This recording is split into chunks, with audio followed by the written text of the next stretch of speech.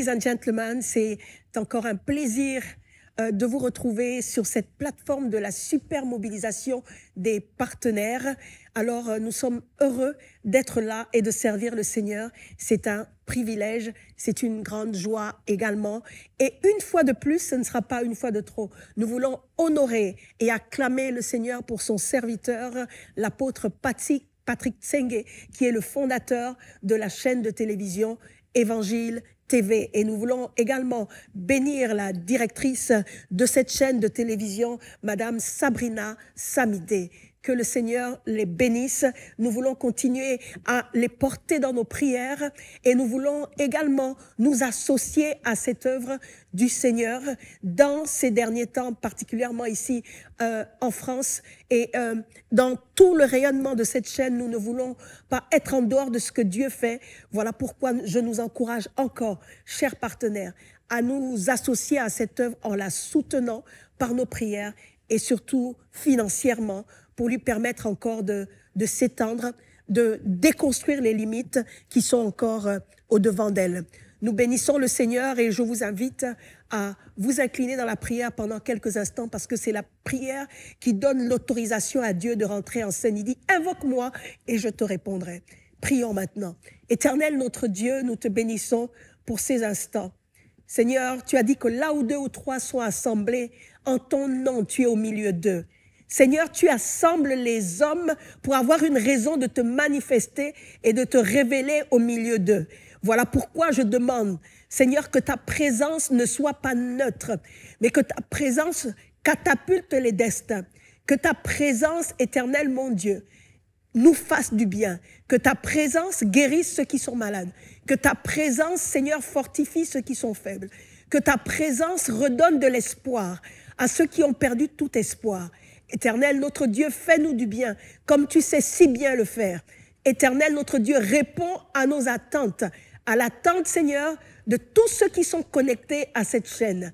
Car tu es celui-là qui dit « Heureux ceux qui ont faim et soif, car ils seront rassasiés ». Rassasie chacune des attentes. Réponds à chacune des prières, Éternel, mon Dieu. Tu as dit « Demandez, il sera donné ». Tu as dit « Invoque-moi, je te répondrai ». Je te bénis, toi qui as été invoqué et qui réponds et qui accomplit ces promesses de ce que tu vas répondre, Seigneur, à toutes les questions. Seigneur, que ceux qui sont connectés se posent et que ceux qui se connecteront plus tard, Éternel, se posent également. Merci parce que tu apportes des solutions là où il y a des problèmes. Nous te bénissons parce que tu restes Dieu, tu restes au contrôle, tu règnes et ta volonté est faite sur la terre pendant cette émission comme elle est faite au ciel. Pour cela, je te rends toute la gloire au nom de Jésus. Amen. Que quelqu'un me donne un amen fort pour indiquer qu'il est d'accord avec cette prière.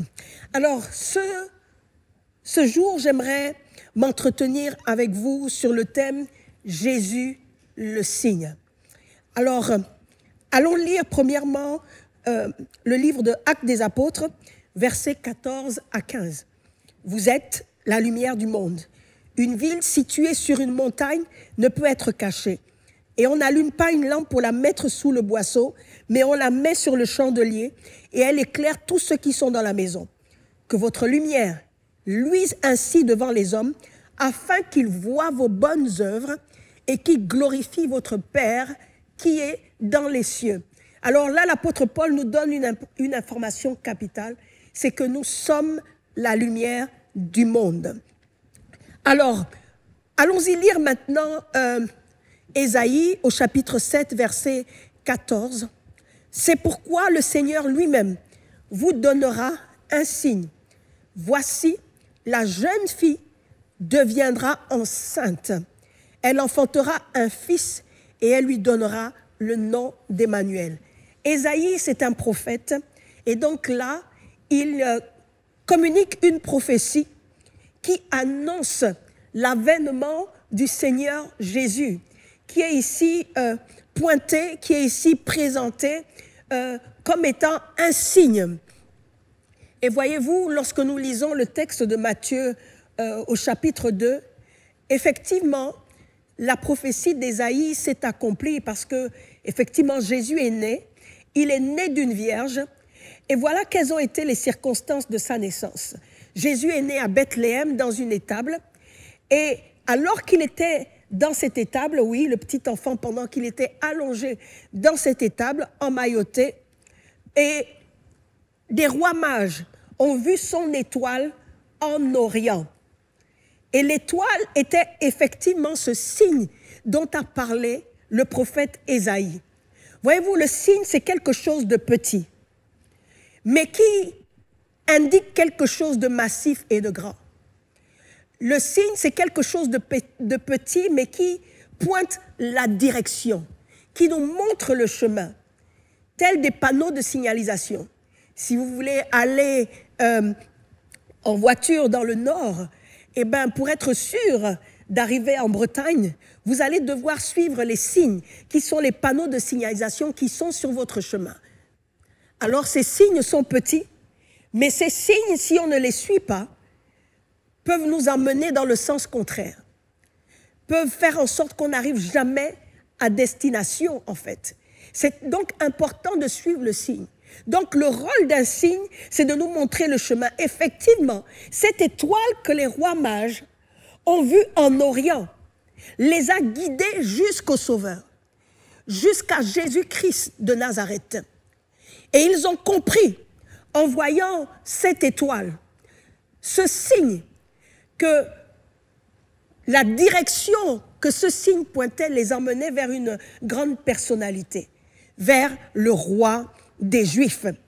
Alors j'aimerais que nous comprenions, et c'est ça mon préalable, que Jésus est venu sur la terre pas simplement pour que nous soyons bénis, que nous ayons des bénédictions. Il est venu pour un sens plus profond.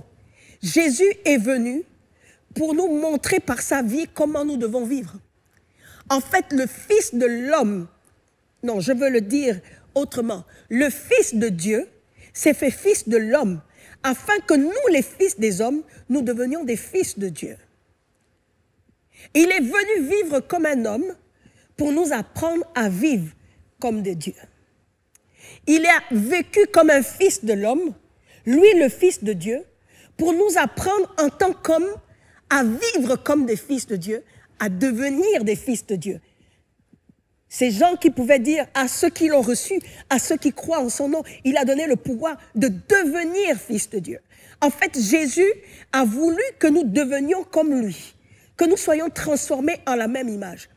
Alors si Jésus est un signe, une étoile, c'est que nous aussi, nous sommes des signes et des étoiles. Et Jésus est venu nous démontrer qu'effectivement, nous sommes les étoiles de Dieu. Et que l'apôtre Paul n'a pas dit le contraire. Quand il dit « vous êtes la lumière du monde », et nous l'avons lu précédemment dans le livre des Actes des Apôtres. Une étoile, c'est une lumière. Et une lumière doit briller. Elle doit être visible. L'apôtre Paul dit « elle ne doit pas être cachée sous le boisseau ». Mais elle doit être mise en hauteur pour pouvoir éclairer tout le monde.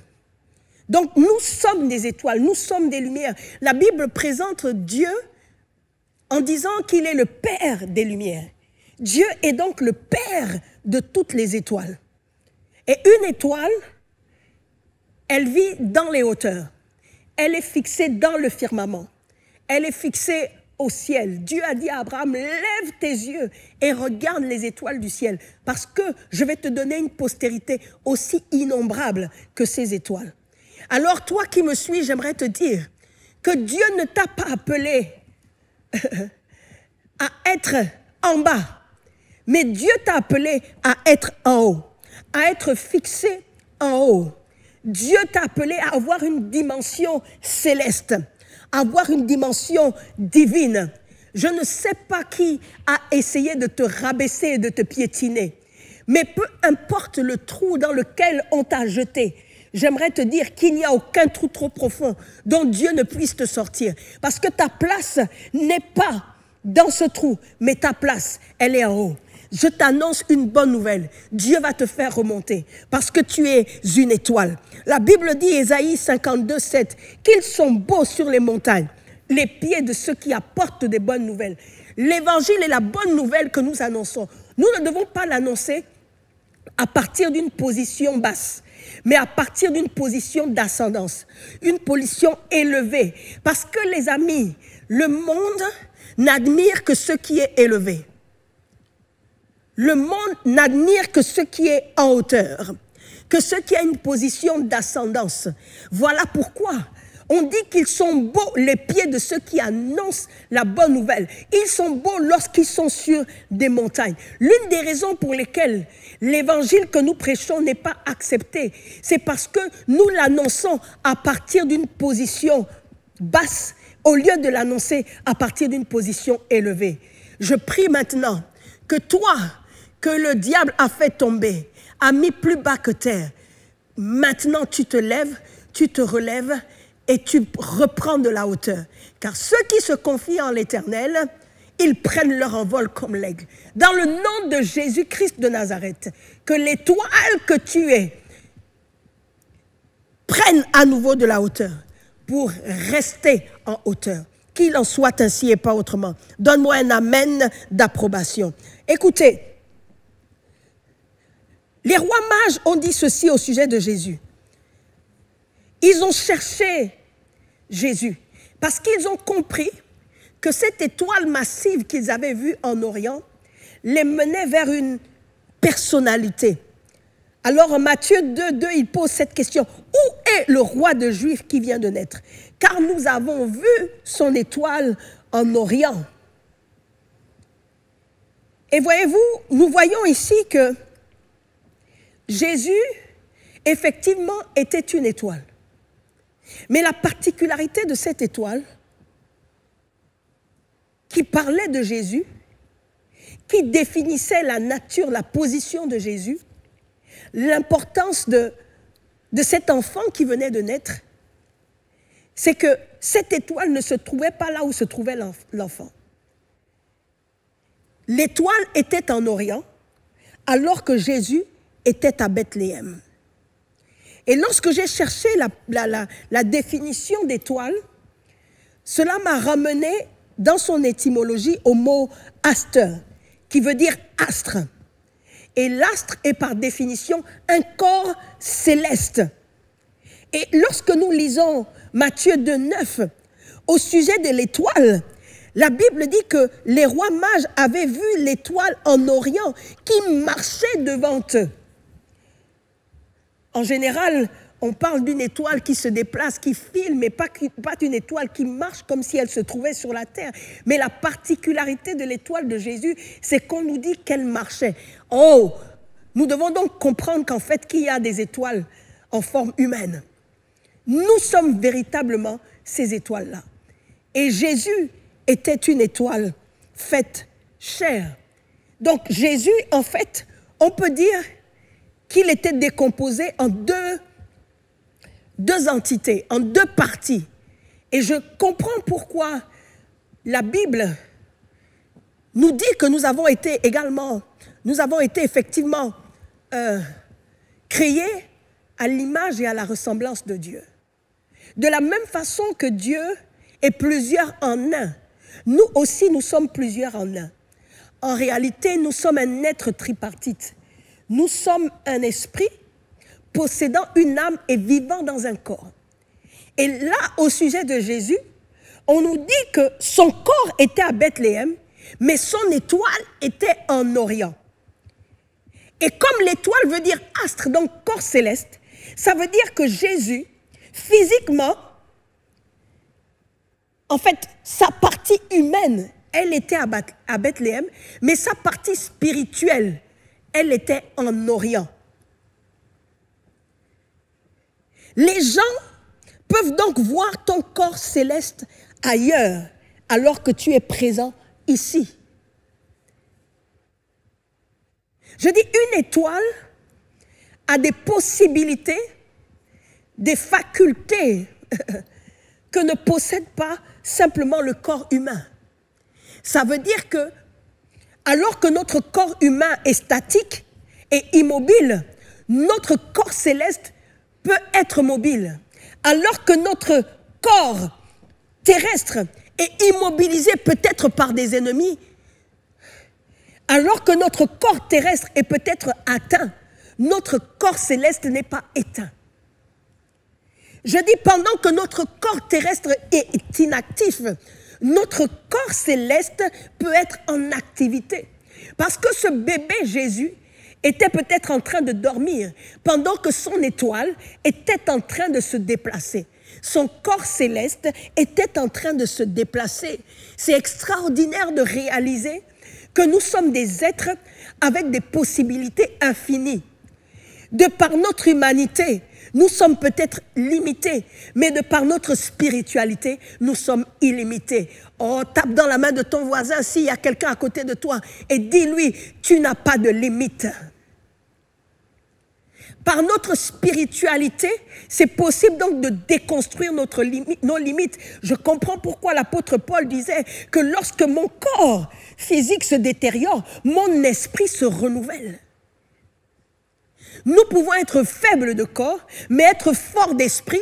Et alors que nous sommes forts spirituellement, notre esprit fortifie notre corps. Voilà pourquoi la Bible dit que l'esprit soutient l'homme dans la maladie. La Bible dit encore autrement, la chair est faible, mais l'esprit est bien disposé. Ça veut dire que si nous sommes faibles dans notre chair, nous pouvons être fortifiés par notre esprit. Si notre esprit est bien nourri, est fortifié, est bien disposé. Si notre corps est dans le ténèbre, mais que notre esprit, notre étoile brille, nous pouvons, par cette lumière, éclairer notre corps. La Bible nous démontre ici qu'effectivement, mon esprit peut être en activité sans opérer des actions physiques. Écoutez, je vous prends un exemple. Peut-être que vous ne me suivez pas bien ou vous ne me comprenez pas bien encore. Mais en fait, pendant que nous dormons et que le Seigneur nous donne d'avoir des songes et des visions, certains, parfois, pensent que ces songes et ces visions, ce sont des rêves. Bon, partons du postulat que ce sont des rêves. Mais j'aimerais que vous sachiez que, en fait, 90% de nos rêves ne sont pas des rêves, mais une réalité spirituelle. On parle des rêves qui sont le fruit de nos préoccupations, mais d'autres rêves sont en fait, nous démontrent que nous avons basculé dans le monde des esprits. En fait, le sommeil est la porte qui nous fait basculer dans le monde des esprits. Parce que lorsque nous nous endormons, notre corps s'endort, mais notre esprit ne s'endort pas. Parce que les esprits ne dorment pas.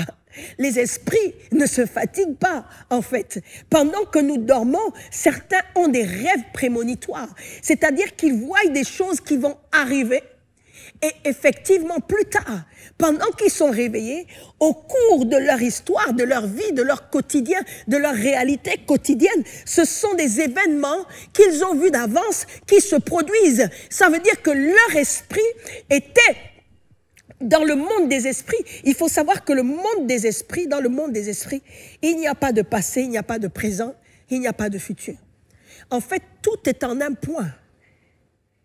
Et donc, quand on rentre dans le monde des esprits, on peut voir les événements passés, on peut voir les événements présents et on peut voir les événements futurs. Voilà pourquoi lorsque nous avons des songes, alors que notre corps est endormi, en réalité, c'est que notre esprit a été soumis à une activité spirituelle qui lui a permis parfois de rencontrer des gens qui viennent lui parler, mais parler et être en relation avec son esprit, avec son corps céleste en réalité. Et c'est ce qui s'est passé pour Jésus.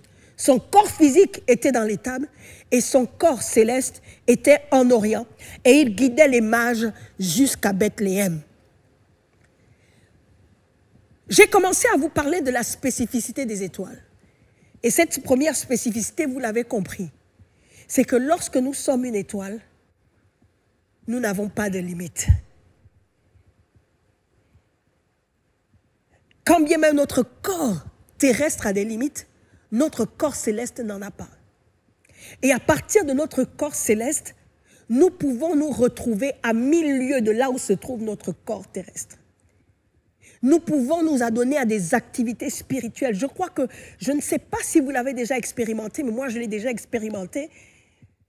C'est pendant que je dors, mon esprit se trouve en prière. Certaines personnes, pendant qu'elles dorment, elles sont nombreuses. Vous savez, nous les recevons en entretien pastoral, qui disent que pendant qu'elles dorment, elles sont poursuivies par des personnes connues ou inconnues. Il y en a d'autres qui rentrent dans des relations d'intimité avec des entités connues ou inconnues. Il y en a d'autres qui sont mordus par des entités invisibles, des entités qu'ils n'ont jamais rencontrées dans le monde physique, dans la réalité physique, mais qu'ils rencontrent dans ce monde spirituel pendant qu'elles dorment. Et qu'effectivement, les marques de cette réalité-là, parfois, peuvent se voir sur leur corps. Certains, lorsqu'ils sont mordus dans leurs rêves, effectivement, quand ils se réveillent, ils développent une plaie inguérissable à l'endroit où ils ont été mordus par un animal ou par un serpent. Certains, après avoir été visités ou avoir rencontré un serpent dans les rêves, plus tard se retrouvent à faire une fausse couche parce que ce serpent aurait mangé le fœtus effectivement dans leurs rêves. Donc vous voyez, c'est important de distinguer le fait que nous avons un corps terrestre, mais nous avons un corps céleste. Et ce corps céleste, c'est notre étoile. Ce corps céleste doit avoir un rayonnement. Ce corps céleste doit briller. Ce corps céleste doit être lumière. Parce que nous sommes la lumière du monde. Voilà la spécificité des étoiles, en fait, d'autres spécificités que je n'ai pas encore énoncées. Et la première, c'est que nous devons savoir que tout ce que Dieu a créé se reproduit et se multiplie à partir d'une semence, sauf les étoiles. C'est-à-dire que chaque élément de la flore se reproduit à partir d'une semence. Chaque élément, chaque créature de la faune se reproduit à partir d'une semence. Des animaux s'accouplent, il y a une semence qui est déposée et ensuite il y a conception et de là va naître encore un être de la même espèce, sauf les étoiles. Les étoiles ne naissent pas à partir d'une semence, mais les étoiles naissent lorsqu'il y a naissance d'un homme. Je comprends la conspiration du monde des ténèbres contre les naissances. J'aimerais parler prophétiquement et dire, il y a une conspiration du monde des ténèbres contre les naissances, et contre la fécondité, contre la multiplication. Vous savez, lorsque le diable se lève contre quelque chose, c'est parce que cette chose exprime la volonté de Dieu. Depuis Genèse, Dieu a dit ceci, « Soyez féconds » en Genèse 1. Il créa l'homme et la femme, il leur donna ce commandement. « Soyez féconds, multipliez, remplissez la terre, l'assujettissez, puis la dominez. » Dieu l'a dit depuis Genèse. Il a dit aux femmes et aux hommes, « Soyez féconds ». Donc Dieu n'est pas pour la stérilité. Exode 23, 26 dit, il n'y aura dans ton pays ni femme qui avorte, ni femme stérile. Je remplirai le nombre de tes jours. Dieu est pour la fécondité. Dieu est donc, en étant pour la fécondité, pour la multiplication. Et parce qu'il est pour la multiplication, c'est qu'il est pour la multiplication des étoiles. Parce que chaque fois qu'il y a naissance d'un homme, il y a naissance d'une étoile. Souvenez-vous que lorsque Dieu a créé, a formé l'homme, L'homme n'était qu'un amas de terre. Il a fallu qu'il souffle dans l'homme son esprit, le rouak, pour que l'homme devienne une créature vivante. Et c'est comme ça que l'homme n'était plus simplement qu'un amas de terre, mais qu'il est devenu aussi esprit. Et en fait, chaque fois qu'un homme naît, il naît avec un corps céleste. Il naît avec une étoile. Chaque homme a son correspondant dans le monde invisible qu'on appelle l'étoile. Mais il y a une conspiration contre la multiplication des étoiles. Écoutez, j'aimerais vous partager une parole que j'ai reçue exactement le 28 novembre 2024. Je n'en avais pas fait une large publication parce que je l'avais partagée seulement en interne, c'est-à-dire dans le contexte de l'église locale dont j'ai la responsabilité. Et je l'avais partagée même dans les groupes de l'église. Mais j'aimerais dire à l'église et au monde et à tous ceux qui sont connectés qu'il y a réellement une conspiration de l'ennemi contre les naissances. Il va y avoir une activité du monde de l'enfer pour empêcher aux femmes d'être fécondes, pour empêcher la multiplication même dans l'église. Parce que dans l'église, si les familles donnent de plus en plus naissance, c'est qu'il n'y aura pas simplement naissance d'étoiles, mais il y aura naissance d'étoiles qui brillent. Parce que les étoiles qui naissent de la naissance des chrétiens, ce sont des étoiles éclairées par la lumière de Christ qu'il y a dans la vie de ces hommes et ces femmes. Je partage cette prophétie. Voici ce que j'ai reçu du Seigneur ce jour.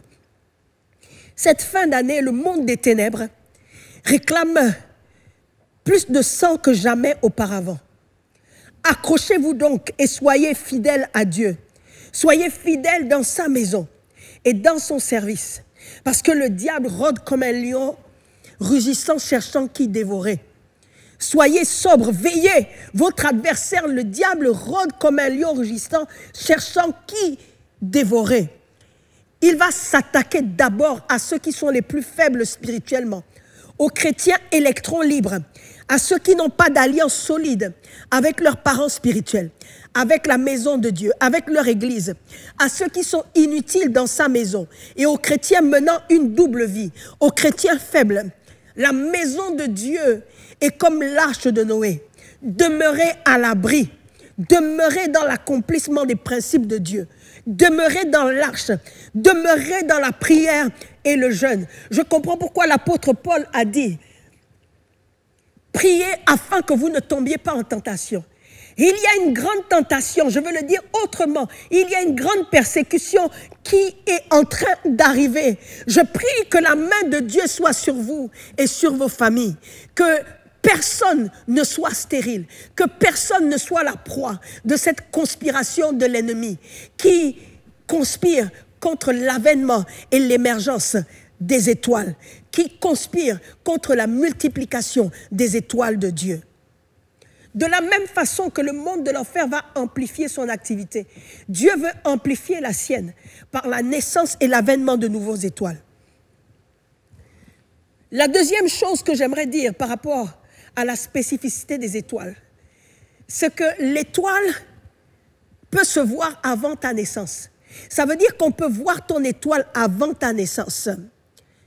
Car Dieu nous a créés avant de nous former. Quand on parle de création, on parle de la partie spirituelle de l'homme. La Bible dit dans Genèse 1,26 que Dieu créa l'homme et la femme. Mais c'est dans Genèse 2, on dit qu'il les a formés à partir de la poussière de la terre. Ça veut dire qu'il leur a donné un corps physique. En Genèse 1, ils existaient, mais sans corps physique. C'est juste leur corps céleste. Dieu nous a donné un corps céleste, spirituel, avant de nous donner un corps terrestre. Le prophète Balaam, d'ailleurs, a parlé de Jésus plusieurs siècles avant sa naissance. Il a parlé donc de cette étoile. Et il a dit qu'il voyait sortir une étoile de Juda. Je veux le dire en le citant exactement dans Nombre 24, 15 à 19. Balaam prononça son oracle. Déclaration de Balaam, fils de Béor, déclaration de l'homme qui a l'œil ouvert, déclaration de celui qui entend les paroles de Dieu, de celui qui possède la connaissance du Très-Haut, de celui qui discerne la vision du Tout-Puissant, de celui qui se prosterne et dont les yeux s'ouvrent. Il dit, je le vois, mais non pour maintenant. Je le contemple, mais non de près. Un astre sort de Jacob. Un sceptre s'élève d'Israël.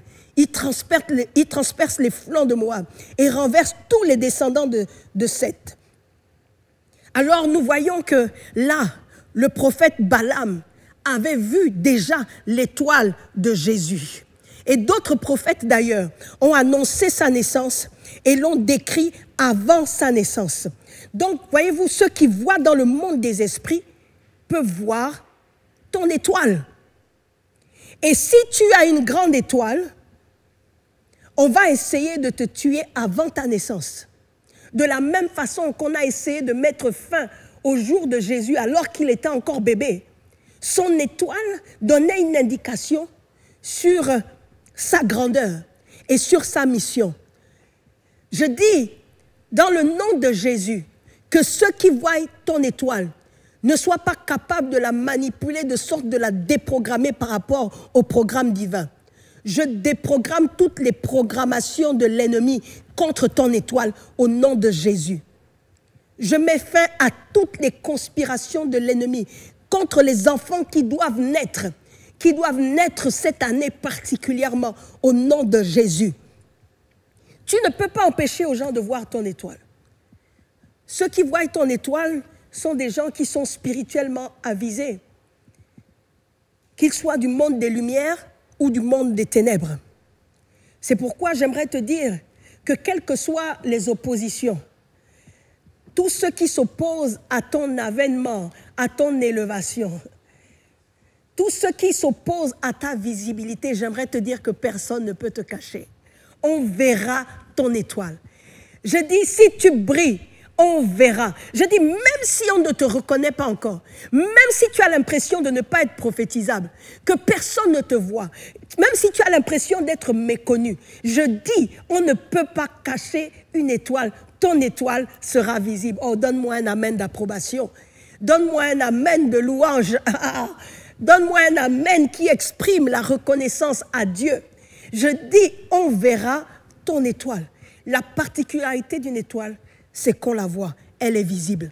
Donc, quatrièmement, j'aimerais te dire qu'on peut lire ton étoile en ta présence ou en ton absence. Les rois mages ont lu l'étoile de Jésus. Ils l'ont lu. Pourquoi? Parce qu'ils ont su qu'il était roi. Comment ils ont su que Jésus était roi? Parce qu'ils ont lu l'étoile de Jésus. Ils ont su décrypter son étoile.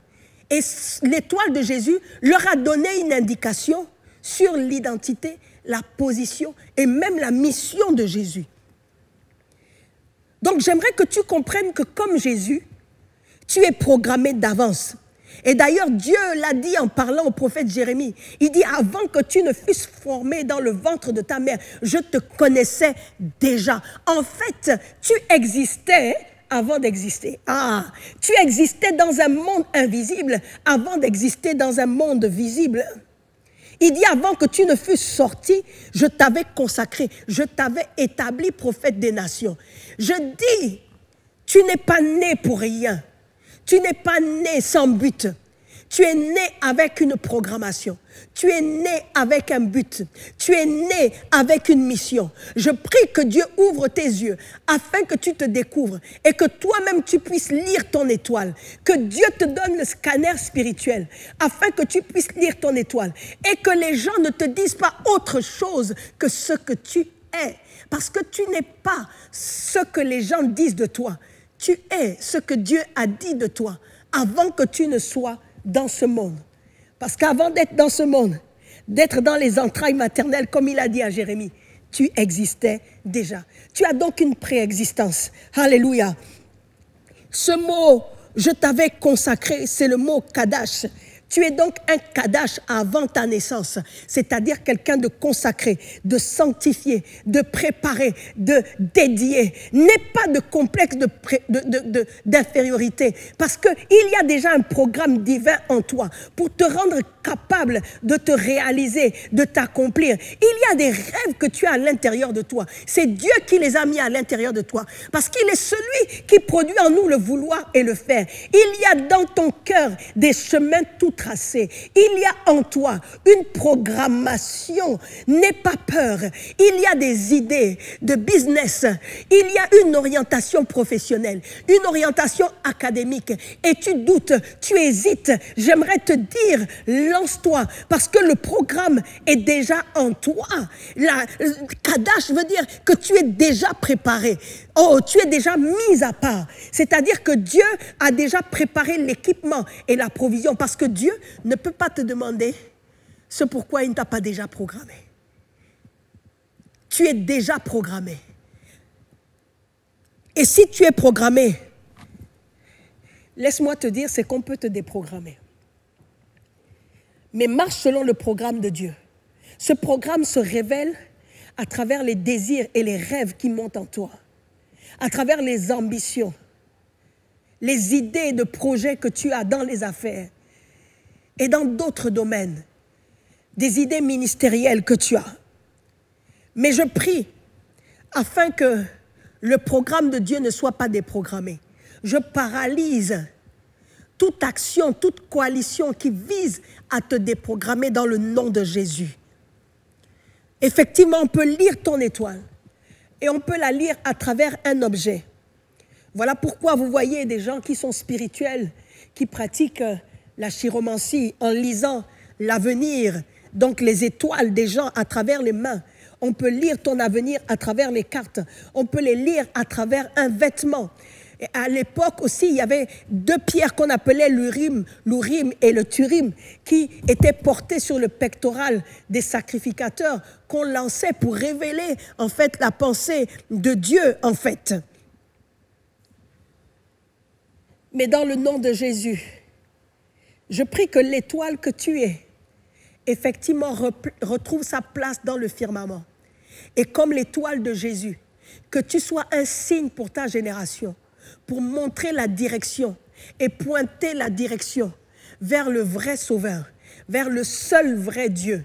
Parce que ton étoile, comme l'étoile de Jésus, ne doit pas emmener les gens dans la perdition, ne doit pas les emmener en enfer, ne doit pas les conduire vers le désespoir, mais doit les conduire vers la vie. Parce que cette étoile de Jésus a conduit les rois mages vers celui qui est le chemin, la vérité et la vie. Je prie que ton étoile conduise ta génération dans la vérité, conduise ta génération sur le bon chemin et conduise ta génération vers la vie. Que ta lumière brille de sorte d'attirer ceux qui sont perdus et les conduire vers la vraie lumière qui est Jésus-Christ de Nazareth. Que Dieu vous bénisse. N'oubliez pas, vous êtes des étoiles. Et si ton étoile s'est éteinte, je prie maintenant qu'elle soit réactivée. Parce que si une étoile est une étoile, c'est qu'elle peut à nouveau briller. Que ton étoile brille. Que tu sois capable de pratiquer des œuvres qui te feront briller dans ta génération.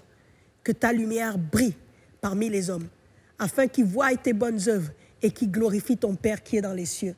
Qu'il en soit ainsi et pas autrement, au nom de Jésus. Amen. C'était là la première partie sur Jésus le signe. À bientôt par la grâce de Dieu.